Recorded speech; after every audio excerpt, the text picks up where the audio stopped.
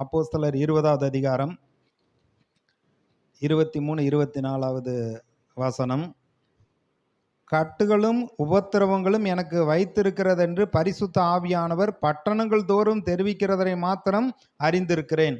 ஏன்னா அவர் எருசலேமுக்கு போறாரு. போனா கண்டிப்பா அவரை கட்ட போறாங்க, இவரை ஜெயிலில் போட போறாங்க அப்படிங்கிறத ஆவியானவர் பட்டணங்கள் தோறும் அறிவிக்கிறார். இவர் எங்கெல்லாம் போனாரோ அவருக்கு விரோதமாக அவரை அடித்து துன்பப்படுத்தினார்கள். அடித்து இழுத்து கொண்டு போய் பட்டணத்துக்கு வெளியே போட்டாங்க, செத்து போயிட்டாருன்ட்டு. ஆனால் அவர்கள் கூட வந்த ஊழியர்கள் சுற்றி நின்று ஜெபித்த பொழுது அவர் உயிரோடு எழும்பினார். இப்போ கட்டுகளும் உபத்திரவங்களும் இருக்குதுன்னு சொல்லி எனக்கு தெரியுது. ஆனால் அவர் என்ன சொல்றாரு? ஆகிலும் அவைகள் ஒன்றை குறித்தும் கவலைப்படேன், என் பிராணனையும் நான் அருமையாக எண்ணேன், என் ஓட்டத்தை சந்தோஷத்தோடு முடிக்கவும் தேவனுடைய கிருபையின் சுவிசேஷத்தை பிரசங்கம் பண்ணும்படிக்கு நான் கர்த்தராகிய இயேசுவினிடத்தில் பெற்ற ஊழியத்தை நிறைவேற்ற வேண்டுமென்று விரும்புகிறேன் சொல்றார். நான் ஊழியத்தை எதற்காக அழைச்சாரோ அதை நான் நிறைவேற்றி முடிக்க வேண்டும். கட்டுகளும் உபத்திரவங்களையும் பார்த்து நான் ஒன்றை குறித்தும் கவலைப்பட மாட்டேன் என்று சொல்கிறார். இன்னும் தீமோத்தேயுக்கு எழுதுறப்ப, என்னை அழைத்தவர் இன்னார் என்று அறிந்திருக்கிறேன், என் வாழ்க்கையை அவருடைய கரத்தில் ஒப்பு கொடுத்திருக்கிறேன், அவர் அந்நாள் வரைக்கும் காத்து கொள்ள வல்லவராய் இருக்கிறார். இப்போ நம்மளை அழைத்த தேவன் உண்மையுள்ளவர். அவர் அழைத்தவர் அவருடைய கிருபையும் வரங்களும் மாறாதவைகள். அப்போ நம்முடைய வாழ்க்கையில் கவலைப்படாமல் ஸ்தோத்திரத்தோடு கூடிய விண்ணப்பத்தினால தேவனுக்கு நம்முடைய காரியங்களை தெரியப்படுத்த வேண்டும். இயேசு மலை பிரசங்கத்தில் சொன்னார், எதை சாப்பிடுவோம், எதை உடுத்துவோம், எங்கே நம்ம தங்கி இருப்போம் என்று இதை குறித்து நீங்கள் கவலைப்படாதீர்கள். எண்ணத்தை புசிப்போம், எண்ணத்தை உடுத்துவோம் அப்படின்னு சொல்லி குடிப்போம்னு சொல்லி நீங்கள் கவலைப்படாதீங்க. ஆகாயத்து பட்சிகளை போஷிக்கிறவர், காட்டுப்புல்லுக்கு விதமாய் உடுத்துவிக்கிறவர், சாலமோன் தன் மகிமையில் கூட இவ்வளவு உடுத்துவித்ததில்லை. ஒவ்வொரு பூச்செடிக்கும் அவ்வளவு அழகான ஒரு மேனியை அவர் உண்டாக்குகிறார். அவைகளை பார்க்கல நீங்கள் ரொம்ப விசேஷித்தவர்கள். அதனால் எதை குறித்தும் கவலைப்படாதீர்கள். கவலைப்படுறதுனால எதுவும் நடக்க போகிறதில்ல. வியாதி வேணால் வரும், கவலைப்படுறதுனால இன்னும் பிரச்சனைகள் தான் நம்ம வாழ்க்கையில் வருது. ஆனால் கவலைப்படாமல் கவலையை கர்த்தர் மீது வைக்க வேண்டும். பேதுரு சொல்கிறார், அவர் உங்களை விசாரிக்கிறவரானபடியால் உங்கள் கவலையெல்லாம் கர்த்தர் மீது வைத்து விடுங்கள். இயேசு சொன்னார் மத்தேயு 11:11, வருத்தப்பட்டு பாரம் சுமப்பவர்களை நீங்கள் எல்லாரும் என்னிடத்தில் வாருங்கள், நான் உங்களுக்கு இளைப்பாறுதல் தருவேன். பாரத்தை கர்த்தர் மீது வைக்க வேண்டும். கர்த்தருடைய வாக்குத்தத்த வசனத்தின் மீது வைத்து, இந்த வார்த்தையின்படி எனக்கு அப்படியே நிறைவேறட்டும் ஆண்டவரே, உம்முடைய தழும்புகளால் குணமாகிறோம்னு சொல்லியிருக்கு, என் சரீரத்தில் சுகம் உண்டாக வேண்டும். நீதிமானுடைய வாசஸ்தலத்தில் குறைவு இல்லைன்னு சொல்லியிருக்கீங்க, என் வாசஸ்தலத்தில் குறைவு வராது. நான் போகையிலும் ஆசீர்வதிக்கப்பட்டிருப்பேன், வருகையிலும் ஆசீர்வதிக்கப்பட்டிருப்பேன்னு சொல்லியிருக்கீங்க. அதனால் இந்த பிரயாணம் எனக்கு ஆசீர்வாதமாக இருக்கட்டும். நான் கையிட்டு செய்கிற எல்லா வேலைகளிலும் ஆசீர்வாதத்தை கட்டளையிடுவேன்னு சொன்னீங்க. நான் என்ன வெள்ளாமை செஞ்சாலும், நான் வைத்திருக்கிற மிருக ஜீவன்கள் அது ஆசீர்வதிக்கப்பட்டிருக்கும், அது நல்ல பலனை எனக்கு கொடுக்கும். கர்த்தர் தமது நல்ல பொக்கிஷ சாலையாகிய வானத்தை திறப்பார், நான் அநேக ஜாதிகளுக்கு கடன் கொடுப்பேன், நான் கடன் வாங்காதிருப்பேன். இந்த வார்த்தை என் வாழ்க்கையில் உறுதிப்படட்டும் ஆண்டவரே அப்படின்னு சொல்லி வார்த்தையை பிடித்து கொண்டு நம் கர்த்தரிடத்தில் தெரியப்படுத்தி விட்டு நம்ம கவலை இல்லாமல் கர்த்தரை பின்பற்ற வேண்டும். ஒரு ஆதி ஆகமத்தில் பார்த்தீங்கன்னா, ஒரு உலக மனிதன் பார்வோன், அவன் எகிப்துக்கே ராஜா. அவன் இஸ்ரவேல் மக்களை பார்த்து ஒரு காரியத்தை யோசேப்புக்கிட்ட சொல்கிறான். ஒரு ராஜா என்ன சொல்கிறான்னு பாருங்க. அதை விட நம்முடைய ராஜா அவர் என்றென்றைக்கும் ஜீவிக்கிறவர், அதை விட பல மடங்கு அவர் நமக்கு நன்மை செய்கிறவராக இருக்கிறார். ஆதியாகமம் 45வது அதிகாரம். யோசேப்புடைய சகோதரர்கள் எகிப்துக்கு வந்திருக்கிறார்கள்னு பார்வோன் கேள்விப்பட்டு யோசேப்பை கூப்பிட்டு அவர் என்ன சொல்கிறாருன்னு பாருங்க. 17வது வசனம்.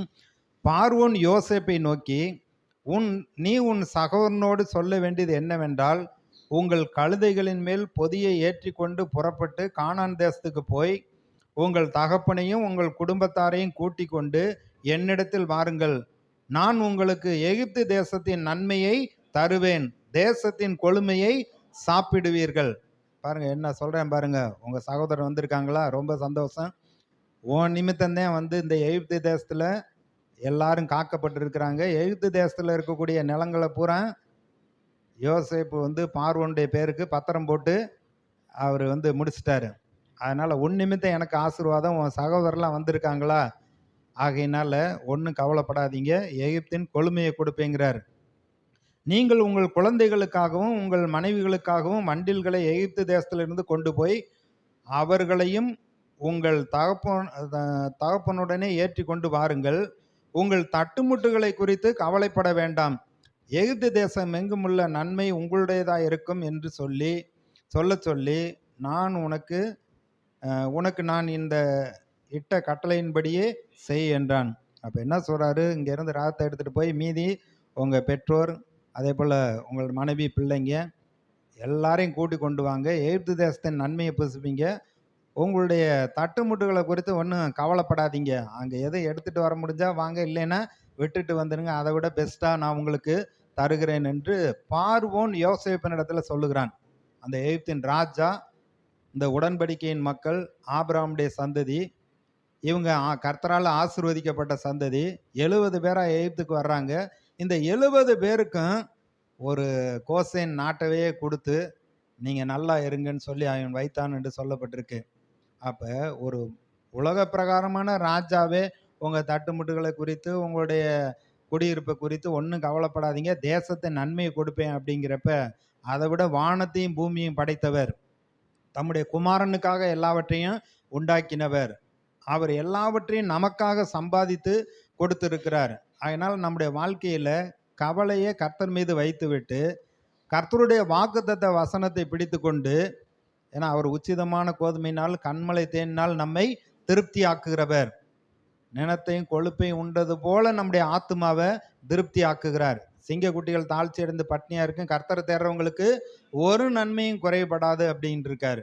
இப்போ பவுலை பொறுத்தவரையில் கவலைப்படாதீங்கன்னு பிரசங்கம் பண்ணார். அவருக்கு வந்த சூழ்நிலையெல்லாம் அடுத்து எருசலேமுக்கு போனால் அவருக்கு கட்டு உபத்திரமும் அடுத்து மரணம்தாங்கிறத தெரிந்திருந்தோம். அதை குறித்து நான் கவலைப்பட மாட்டேன், அவர் அறிகிற அறிவின் மேன்மைக்காக எல்லாவற்றையும் நஷ்டம் என்று குப்பையுமா எண்ணுகிறேன், கிறிஸ்து எனக்கு ஜீவன், சாவு எனக்கு ஆதாயம் என்று சொல்கிறார். அப்படியே வாழ்க்கையில் நிறைவேற்றி காண்பிக்கிறார். 2வது காரியம் பார்த்தீங்கன்னா, அவர் கர்த்தரை குறித்தே மேன்மை பாராட்டுகிறார். 2 கொரிந்தியர் 10வது அதிகாரம். கர்த்தரை குறித்து மேன்மை பாராட்டுகிறதுல அவர் ரொம்ப பயங்கரம். கரெக்டாக வந்து அதை நிறைவேற்றி பிரசங்கமும் பண்ணுறார், நிறைவேற்றியும் காண்பிக்கிறார்.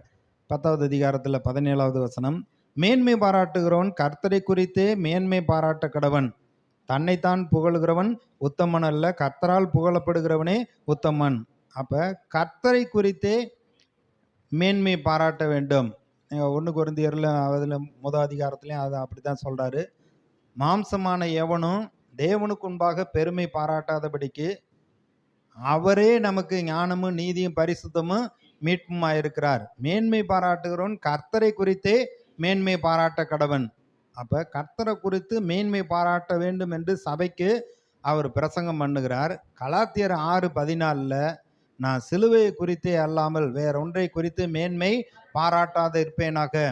இந்த உலகம் எனக்கு சிலுவையில் அறையப்பட்டிருக்கு, நானும் இந்த உலகத்துக்கு சிலுவையில் அறையப்பட்டிருக்கிறேன்.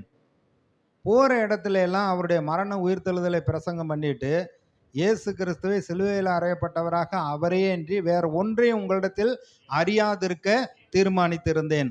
ஊழியக்கார் போனாங்கன்னா அவங்களுக்கு போய் இயேசுவை குறித்து அவருடைய மரண உயிர்த்தெழுதல் மூலமாக நமக்கு என்ன உண்டாகுதுங்கிறத அதைத்தான் பிரசங்கம் பண்ண வேண்டும். அவங்க எவ்வளவு ஆசீர்வதிக்கப்பட்டிருக்காங்க, எவ்வளவு சொத்து இருக்குது, எவ்வளவு வசதியாக இருக்காங்க, அதெல்லாம் ஒன்றையும் விசாரித்து ஒரு பிரயோஜனம் இல்லை. ஆனால் அவர் சொல்கிறாரு, என்னுடைய மேன்மை பாராட்டுகிறது சிலுவை தான், அவருடைய நாமத்தை குறித்தே நான் மேன்மை பாராட்டுவேன். அப்போஸ்தலனாகிய பவுல் வந்து இப்படி கர்த்தரை குறித்தே மேன்மை பாராட்டுவேன்னு நீங்கள் மேன்மை பாராட்டணும்னு சொல்கிறாரு. அவருடைய வாழ்க்கையில் வருகிறப்ப அவர் நான் அதைத்தான் மேன்மை பாராட்டுறேன். சிலுவை பற்றிய உபதேசம் கெட்டு போகிறவர்களுக்கு பைத்தியமாக இருக்கிறது, ரட்சிக்கப்பட்ட நமக்கு அது தேவபலனாக இருக்கிறது. கொலோசையர் சபைக்கு எழுதுகிறப்ப கர்த்தராகிய இயேசு கிறிஸ்துவோடைய பாடுகளில் அவருடைய சபைக்கானதை குறைவானதை நான் வந்து என் சரீரத்தில் நான் ஏற்றுக்கொண்டேன் அப்படிங்கிறார். கிறிஸ்துவோடைய அச்சு அடையாளங்களை என் சரீரத்தில் நான் சுமந்து திரிகிறேன் அப்படிங்கிறார். என்ன அப்படின்னா, இயேசு எப்படி பாடுபட்டு ரத்தம் சிந்தி நம்மை மீட்டு கொண்டாரோ, அவருடைய சபைக்காக நான் கொஞ்சம் பாடுகளை நான் ஏற்றுக்கொள்கிறேன் அப்படிங்கிறார்.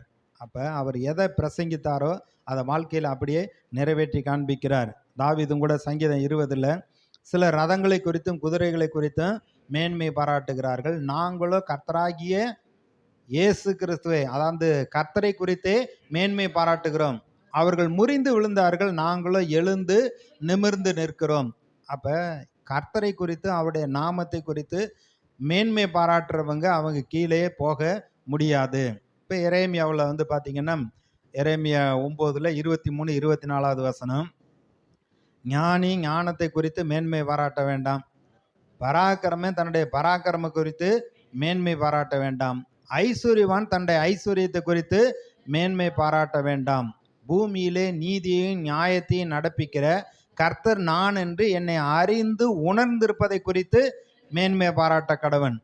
கர்த்தர் உங்களுக்கு கொடுத்த ரட்சிப்பு, கர்த்தர் உங்களுக்கு கொடுத்த சத்துருவின் மீது கொடுத்த அதிகாரம், கர்த்தர் உங்களுக்கு கொடுத்த ஆசீர்வாதம், அதை குறித்து அவருடைய நாமத்தை நம்ம மகிமைப்படுத்தலாம், அங்கே கர்த்தரை உயர்த்தலாம். கர்த்தருடைய நாமத்தை நம்ம உயர்த்த வேண்டும், மேன்மை பாராட்ட வேண்டும்.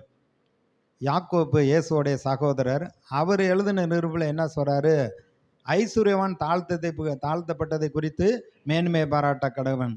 அதே போல வந்து ஏழைகள் உயர்த்தப்பட்டதை குறித்து மேன்மை பாராட்ட கடவன். கர்த்தர் நம்முடைய வாழ்க்கையில என்ன செய்தார் என்று அதை அறிந்து அது கர்த்தரை நம்ம மேன்மை பாராட்ட வேண்டும். பவுலுடைய வாழ்க்கையில் அப்படித்தான் வந்து அவர் மேன்மை பாராட்டுங்க, கர்த்தரை மேன்மை பாராட்டுங்கன்னு சொல்லிட்டு சிலுவையை பற்றியே நான் வந்து மேன்மை பாராட்டுகிறேன்.